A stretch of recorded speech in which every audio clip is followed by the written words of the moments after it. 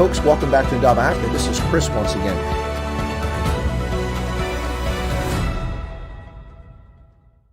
Hello folks, and welcome back to Chris Wyatt Africa here on the Indaba Broadcasting Network. Today is the 26th of May. The days just keep clipping on by. Welcome to Indaba Africa News of the Day. Let's get straight to the headlines. Short news program today, as I just finished a previous interview with Kendall Qualls from Minnesota talking about issues here in the United States. Today's news headlines for the 26th of May, 2021. South Africa's Transport Minister Fikile Mbalula, his budget has been rejected. New gun laws will reduce crime, or so says South Africa's Police Minister Becket Chile. Digital vibes. Not such a harmonious feeling, is it? And South Africa plans to create a cryptocurrency for a country. South Africa's very own cryptocurrency. Ace Magashule is still in trouble with the African National Congress. This festering situation with the former Secretary General of the African National Congress remains front and center for the ANC. And it's time to begin to value forest in Africa. According to the Africa Report, a subsidiary of Jeune Afrique, Namibia intends actually to go forward with its effort to decriminalize homosexuality in the southern African nation. A law that's been in place since 1927. They're looking to scrap. Former Windhoek Mayor Matthias Christoph Shikongo was buried with current President Kingab in attendance. And the United States leads the G20 nations in jabs. In this pandemic, they are ahead of everyone by leaps and bounds. Actual numbers, percentage of population, it's astounding. But this comes amid calls of vaccine nationalism. And Amazon has, in fact, bought MGM Studios, the home of James Bond, 007.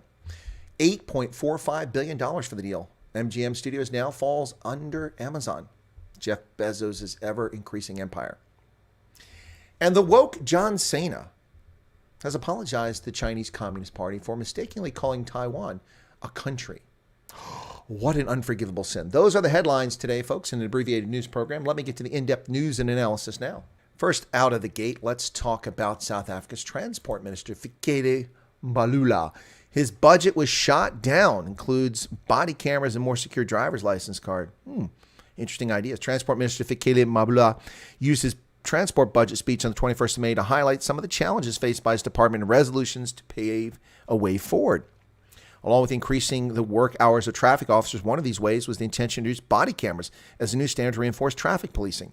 Use of body cameras will go a long way in gathering evidence in the interaction between officers and motorists to undoubtedly improve the conviction rate of motorists who break the law and deal a death knell to corruption. Really? The Automobile Association says increasing working hours of traffic law enforcers and introducing body cameras for them will alone not solve road safety crisis. Well, absolutely correct there, the Automobile Association. Much, much more needs to be done, and the blueprint for better traffic law enforcement is on the table. We have to question why it does not receive more attention by the Department of Transport or the minister. We currently have a situation where government is introducing new laws or amending existing laws, believing legislation will somehow improve the country's road safety crisis. Agreed. Actually, what needs to be done is education, training, and actual enforcement, as well as prosecution of those who commit offenses by the Ministry of Injustice in South Africa. Ministry of Justice. Let me correct that. Yes. Speaking of justice and injustice, South Africa's Police Minister Becket Chile says that new gun laws intended to strip law-abiding South Africans of their firearms, their sole line of defense against a gangster state that is South Africa, will somehow reduce crime. Are you laughing? It's not a laughing matter. You're laughing at the sheer audacity and cheek of the police minister. Of course, we know who he is. He's exposed himself back on the 20th of October, sitting in court in Senegal at the hearing for those accused of murdering young Brendan Horner. He sits next to Julius Malema, a person with no interest in the case whatsoever other than cause trouble, who traveled to Senegal with his hordes and their Kentucky Fried Chicken, Streetwise 3-piece meals and T-shirts, destroying the city center, breaking apart rubbish bins, leaving the refuse everywhere, and threatening a race war. Becket Chile exposed once again. But he says it will reduce crime. Let's see what Becket Chile has to say. Police Minister Becket Chile has expressed satisfaction at the thousands of submissions already made to the Firearms Control Amendment Bill of 2021. Since the bill was published in the Gazette for comments on the 21st of May, it's gotten over 17,000 written submissions. The number is growing by the day, the ministry said in a statement. The interest and vast number of comments received so far indicates that South Africans are making their voices heard in this matter. We urge the public to continue with this momentum. All comments will be scrutinized, and those considered useful will be incorporated to strengthen the provisions of the bill. Of course, those useful to the ANC will be those that suggest that South Africans have no right to keep and bear arms, and that their safety is the responsibility of the South African Police Service. Sorry, I can't help but laugh. That's a comical matter to make. I say that with a straight face. The safety of South Africans is in the hands of SAPs. Oh dear God, we are in trouble. And we have been in trouble for the better part of the last 15 years as the SAPs have been underfunded, under-resourced, undertrained, and are full of plenty of corrupt officials. And even if they're not corrupt, no one's processing DNA. No one's processing forensic information. No one can get a handle on this. And the Ministry of Justice doesn't prosecute these criminals by and large. It is a sad state of affairs. Digital Vibes, not the latest Hollywood recording studio, not a Motown record label, Digital Vibes. That's the latest scandal involving yet another minister in the Angry Naughty Children Party, the African National Congress that runs South Africa. Who are we talking about this time? Zweli Mkhize. Now we're talking about the health minister embroiled in a corruption scandal. Folks, I could just do every day, today's corruption story of the day for South Africa. That would be a news program in and of itself. Could do that all day long, every day.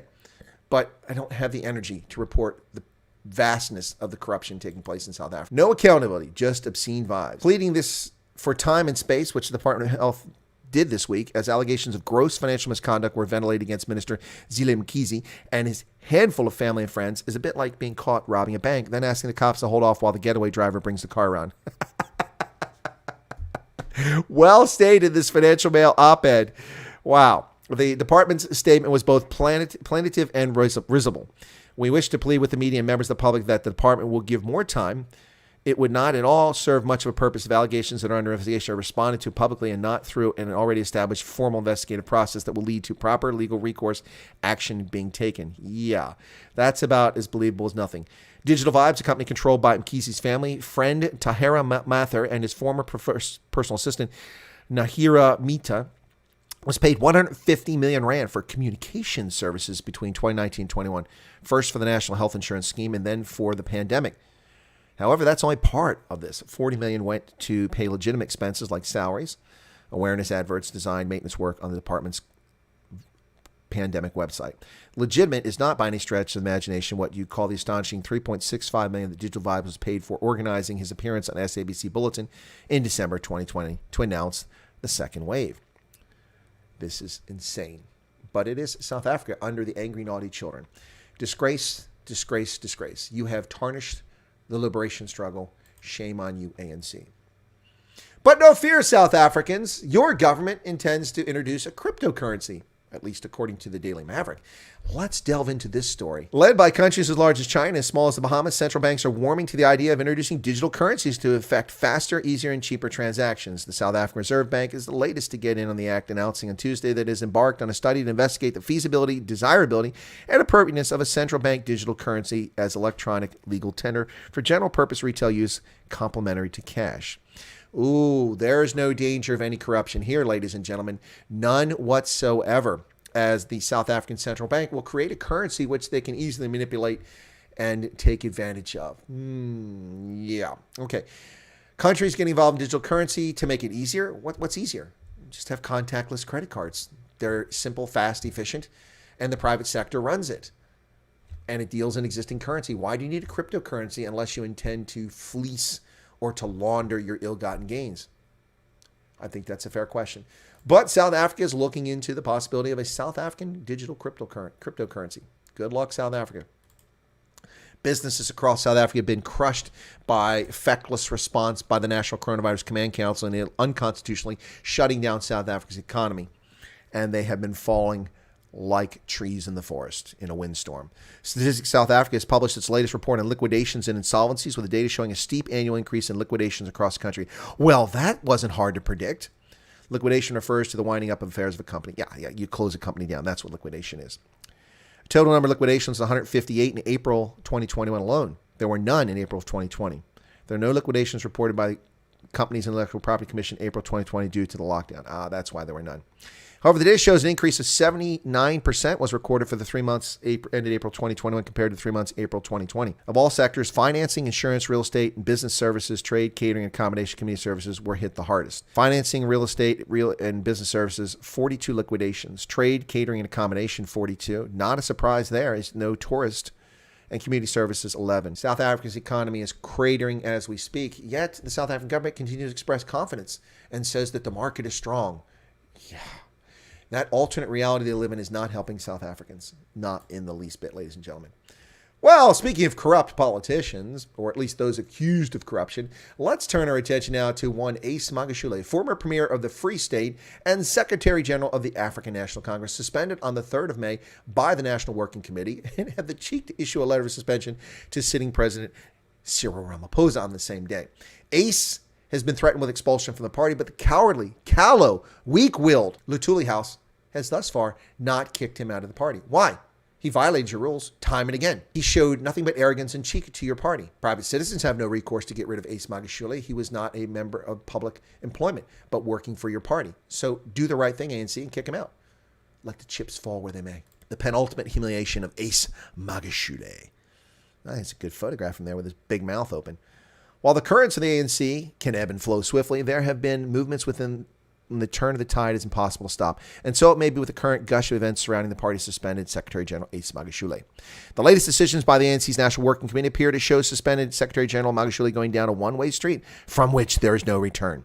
And it's largely his own actions that have got him there. No, it's entirely his own actions. On Tuesday, ANC Deputy Secretary General Jesse Duterte announced a statement on behalf of the National Working Committee. In a statement, they said they asked for a national presenter, sort of prosecutor for the party, to investigate the conduct of Magashule, Tony Yengeni, and Carl Niehaus while they were supporting the former president Jacob Zuma last week. There you go. He just takes another stupid step down a blind alley. They also appointed a task team to head the ANC in the Free State, and that appointment alone may be the death knell for Magashule and his corrupt ways, or his alleged corrupt ways. The departure of Ace Magashule, is it imminent? Not in the callow ANC, it should be. The Africa report suggests that Africa ought to begin to revaluing its forests before they're all gone. Seems like a reasonable point. Unless we assign real economic value to our forests, we are lost. Gabon has been climatically and politically one of the most stable places in Africa. This is great part explains exceptional biodiversity of the country, which has retained much of its cover of lush tropical forest over the Pleistocene era. That's a long time ago, 2.5 million years ago. When other parts of the Congo Basin transitioned to savanna as the climate became drier during the 20 ice ages our country experienced during this period. Gabon is surrounded by countries that are extremely susceptible to the ravages of climate change and resultant conflict and political unrest. In the same way, a 500-year phase of climate stress that occurred in Central Africa about 2,500 years ago drove the Bantu people of Cameroon and Gabon to walk to South Africa. Gabon could face a massive influx of climate refugees in the coming decades. Whoa. I thought that the Bantu people were always in South Africa. Isn't that what Julius Malema professes? The ANC, that the Bantu were there? Or that only Europeans colonized Southern Africa? Not the Bantu people? But this article by an African publication claims that the Bantu people had to flee Cameroon and Gabon because of the changing climate and went all the way down the Rift Valley to South Africa. Fake news. No, the truth, ladies and gentlemen. Factual information there. That is what happened. That's how the Bantu peoples came to populate East and Southern Africa, arriving in the Fish River area only a few hundred years before Europeans arrived in the Western Cape on permanent basis, displacing the Khoisan peoples of the region. Namibia's Justice Minister, Ivan Dalsab, has announced that scrapping the criminal prohibition on same-sex intimacy is among 31 laws for repeal. Dalsab has said the repeal could be done by the end of the year. Sodomy is not directly addressed in Namibian law, but between men it is considered an offense under Namibia's colonial-era Roman Dutch common law. It's also referred under Namibia's Criminal Procedure Act of 2004 as an offense for which an officer is allowed to make an arrest without a warrant. Arrests on the charge of sodomy are rare in Namibia. Nonetheless, there's an effort to decriminalize homosexuality in Namibia, and they want to strike down 31 laws. No doubt those laws are from the colonial era. Probably some of them need to go, if not all of them. The former mayor of Windhoek, Matthias Christoph Shikongo, according to President Kingab, was a principal and visionary man whose contributions to the city of Windhoek are still visible and palatable. he was buried after passing away. In the race to give the jab to as many people as possible in the midst of the pandemic, it appears the United States is way out in front. Shocker. And why is this? Because President Donald Trump's Operation Warp Speed made it possible to develop vaccines and get them out. The Trump administration had already administered several million doses of vaccines before Trump unceremoniously left office on the 20th of January, 2021. And the administration of Manchurian Cadaver has continued a program, albeit with challenges, but nonetheless has increased the numbers dramatically and have now gotten many, many Americans vaccinated with the jab. G20 nations, the U.S. has 50% of its population now fully vaccinated. Today, the country announced that it is fully vaccinated half its population, the first large country to do so. Only Israel, with just over 9 million people, Seychelles with 100,000, and San Marino with 33,000 can boast a higher percentage. Well, it's a lot easier to do 33,000 than it is 330 million. The United States, 50% of its population is fully vaccinated. The UK, just 34%, but the UK has the audacity to put us on a red list, telling us we can't travel to their country when they've got 66% of their population not vaccinated. Far fewer people numerically and percentage-wise of the population, yet they have the audacity to say we can't travel to the UK. Foot sec, Boris Johnson, and you fascist. A country where it's a criminal offense to demonstrate. Can you imagine such a thing? A country that brought us the traditions of the modern legal system, starting with the Magna Carta in 1215. Unbelievable. Restricting the rights of sovereigns and giving it back to the people. 50% of the United States now vaccinated, according to reports from the U.S., the largest country in the world with such a high number. Only small countries beyond the United States, such as Israel, San Marino, and the Seychelles, have a higher percentage. Sheer numbers, no one comes even remotely close to the United States. China only has 5% of its population vaccinated. 5%. UK comes second at 34% of their population. Italy third, 18. Turkey 15. France 15. Germany, the arrogant Germans who won't let Brits come there without quarantining for 2 weeks at your expense, only has 14% of its population vaccinated. Methinks people living in glass houses do protest too much. Mexico with 9%, Brazil, Russia, Saudi Arabia 5%, EU 5%, across the board in the European Union, including Germany and France. China at 5%, Argentina, South Korea, Indonesia, Canada with just 4%. Canada, which requires people to quarantine for 2 weeks at their expense. Canada has only vaccinated 4% of its population. Australia, just 2%. And South Africa, just 1% of its population have been vaccinated. Now, these are countries that ban countries like the United States, which has a higher percentage of people vaccinated and larger sheer numbers of people who've been ill previously and now have immunity against it. So the numbers are well north of 50% at this stage, and we can't travel to their countries. Meanwhile, ladies and gentlemen, shaken and not stirred finds its way to the Amazon portfolio. Coming soon to you, MGM products on Amazon Prime. For a fee or for free, we shall see, as Jeff Bezos sucks up more of the economy, purchasing the fabled MGM Metro-Goldwyn-Mayer Studios for $8.45 billion. You'll now find James Bond sitting in Amazon Prime. Amazon is investing even more heavily in its growing position in the entertainment world. The company announced Wednesday it made a deal to acquire MGM, the home of James Bond, one of the most iconic movie studios in Hollywood. The deal, which is valued $8.45 billion, gives Amazon an extensive library of film and TV shows that it can use to fill out its Prime Video content coffers. MGM has a catalog of more than 4,000 films and 17,000 television shows. The real financial value behind this deal is a treasure trove of intellectual property of the deep catalog that we plan to reimagine and develop together with MGM's talented team. It's very exciting and provides so many opportunities for high-quality storytelling. The other two companies said that the completion of the deal is subject to regulatory approvals and other customary closing conditions. Although MGM's logo of a roaring lion is played in front of some of Hollywood's most beloved films, including The Wizard of Oz, it doesn't have the deep franchise bench that other studios have. So why would Amazon want MGM? 3 words: Bond, James Bond. They own a piece of the Spy franchise, and that's why they wanted to go for it. The hefty price tag for the acquisition is nothing of significant consequence for Amazon, one of the world's wealthiest companies. Amazon, which paid nearly $14 billion for Whole Foods in 2017, has a market cap of $1.7 trillion, which alone would make it one of the top 10 economies in the world. Amazon. Ultimately, the deal gives Amazon more content, a respected studio in Hollywood, and a stylish super spy. It can only help it further cement its rule of the digital world. Amazon. You imagine 20 years ago, 23 years ago, 25 years ago, whenever they came out, I was just buying books from them. Happy to get books at a good price without sales tax.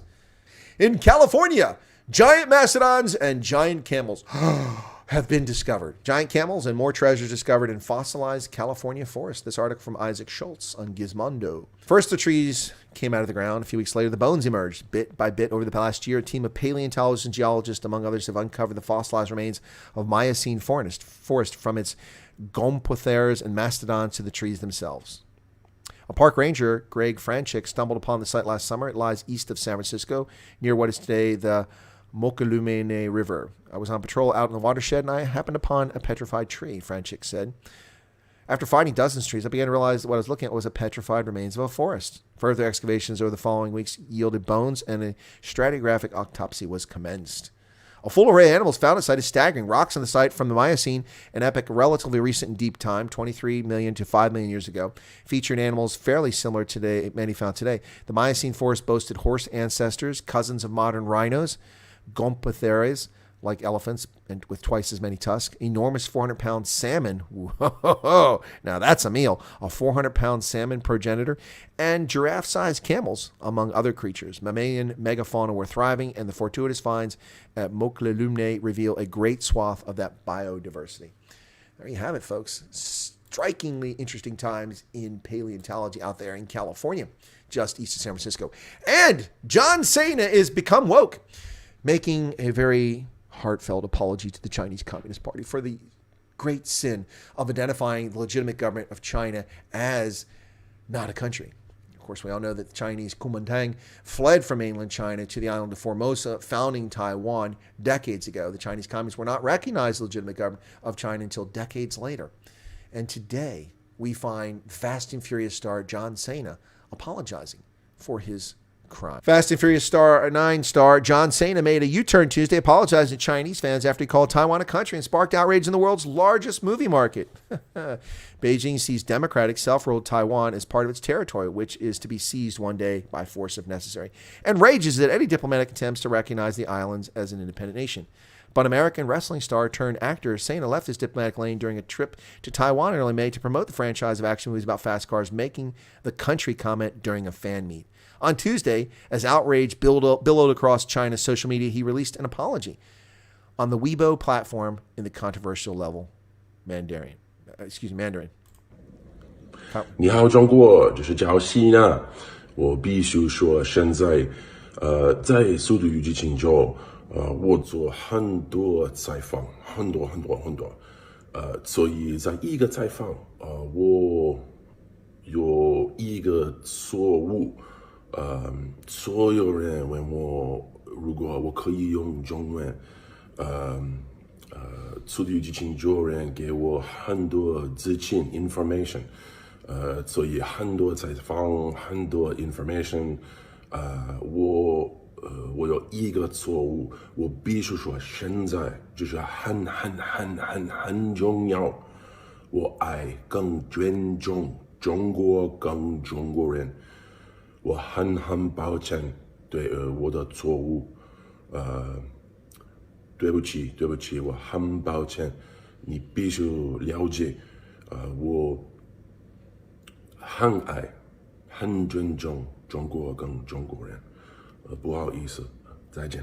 What an utter moron. That is the death knell of a very successful franchise that has overcome the death of its main star.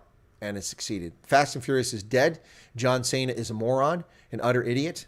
Wow, funny how he can speak Mandarin. Look at that. Wow. John Cena apologized in Chinese on Sina Weibo after calling Taiwan a country during an interview promoting Fast and Furious 9.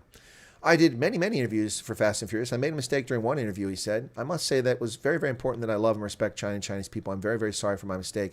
I apologize. Wow.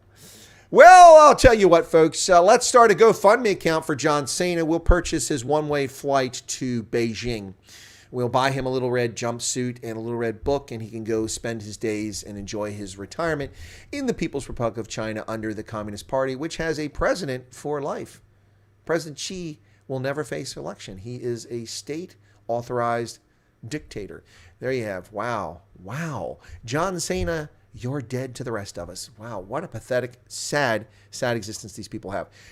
Ladies and gentlemen, those are the news headlines, and that is the news and analysis for today, the 26th of May, 2021. Thank you for your patronage here on Chris Wyatt Africa. We appreciate it. Spread the word. Let others know about the new channel.